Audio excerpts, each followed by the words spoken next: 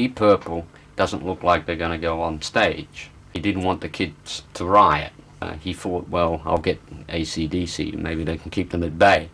We didn't even have a bass player. We had George, my brother George Young. He filled in on bass. You know. He just had a bass guitar slung over his shoulder. You know. There's a guy who drove us there, and he got there, took one look at the festival site, saw all these people. He says, "Oh, you're on your own, guys. I ain't going no further." You know, he didn't want his car bogged in the mud. He must have walked about 1.5 miles. Just as we got there, all these cars, these Rolls Royces, all come pulling down, and this was the Deep Purple.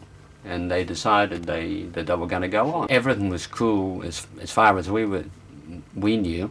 Then at the last minute, somebody threw a punch at our manager, one of Deep Purple's tour guys. A guy who was like a forklift truck driver, just a working guy. I remember he come running with us and he said, "I'll help you out." So we got on stage. He got on, because there were a lot of these big security people with him. But I remember he dropped some equipment on some big guy and that knocked him out.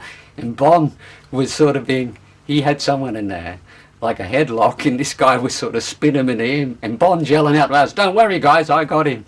Just sort of Bon spinning away like this. And I got on the microphone, and I said to the kids at the front, because they started coming over the fence, I says, "Hey, we need a bit of hand up here. Some of you guys out the front." So they started coming over the fence, and then we had like a standoff, yeah.